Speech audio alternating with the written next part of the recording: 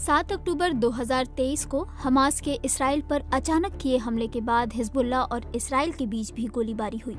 Israel ने जब गजा पर जवाबी हमले किए तब हिजबुल्लाह ने कहा कि वो इसराइल के खिलाफ जंग में योगदान देने के लिए पूरी तरह तैयार है।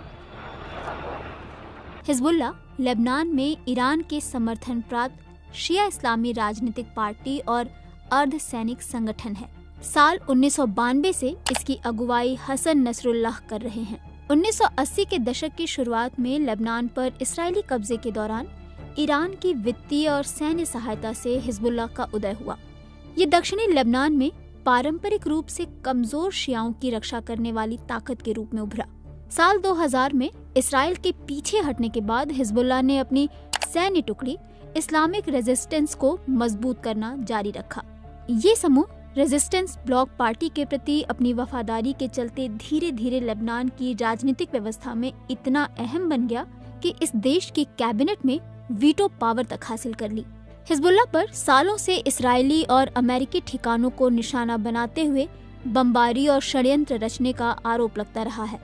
पश्चिमी देश इस्राएल, अरब की खाड़ी और अरब लीग हिजबुल्लाह को आतंकवादी संगठन मानते हैं। कुछ मायनों में इस संगठन की क्षमता लेबनान की सेना से भी ज्यादा हो गई है और इसकी झलक इस्राएल के खिलाफ साल 2006 के युद्ध में देखने को भी मिली थी।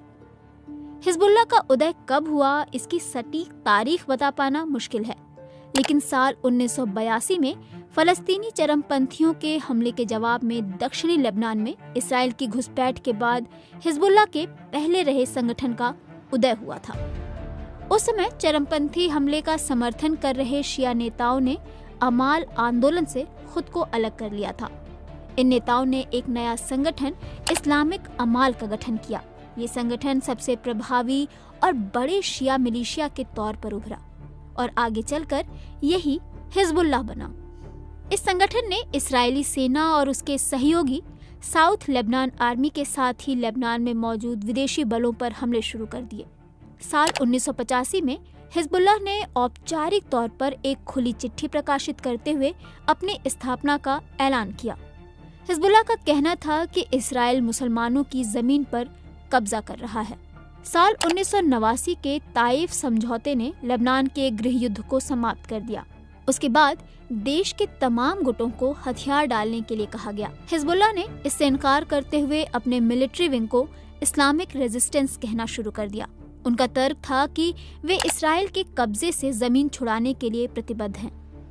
सीरिया की सेना ने 1990 में लेबनान में शांति स्थापित कर दी थी, लेकिन हिजबुल्लाह ने देश के दक्षिण में गुरिल्ला युद्ध जारी रखा। इसके बाद संगठन ने देश की राजनीति में दिलचस्पी लेनी शुरू कर दी। साल 1992 में लेबनान में हुए राष्ट्रीय चुनावों में पहली बार हिजबुल्लाह ने हिस्सा लिया। जब आखिरकार इस्राएली सेना ने साल 2000 में लेबनान छोड़ा तो हिजबुल्लाह ने उन्हें खदेड़ने का क्रेडिट लेना शुरू कर दिया। एक बार फिर इस ग्रुप ने हथियार डालने के दबाव को दरकिनार कर दिया। साल 2006 में हिजबुल्लाह ने इस्राएल सीमा पर हमला किया और 8 इस्राएली सैनिकों को मार दिया। इसके जवाब में इस्राएल ने लेबनान पर ताबड़तोड़ हमले कर दिए। हिजबुल्लाह इस युद्ध के बाद भी मजबूत बना रहा और उसकी हिम्मत पहले से भी अधिक हो गई।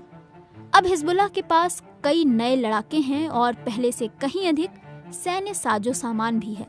साल 2008 में हिजबुल्लाह ने अधिकतर बेरूत शहर पर कब्जा कर लिया था और सुन्नी प्रतिद्वंदी गुट के खिलाफ जंग छेड़ दी थी। इस गृह युद्ध में 81 लोगों की जान गई थी। इसे रोकने के लिए सरकार को झुकना पड़ा और हिजबुल्लाह के साथ एक पावर शेयरिंग समझौता करना पड़ा।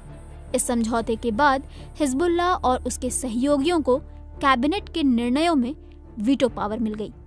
साल 2009 में हुए चुनावों में इस ग्रुप ने 10 संसदीय सीटों पर जीत भी हासिल की और लेबनान की यूनिटी सरकार का अंग बनी रही। साल 2011 में हिजबुल्लाह और उसके सहयोगियों ने लेबनान की सऊदी समर्थन वाली साद हरीरी की सरकार को गिरा दिया था। उसके बाद से लेबनान में आई सरकारों में हिजबुल्लाह और उसके सहयोगी शामिल होते रहे हैं और उनका सरकार में खासा प्रभाव भी रहा है।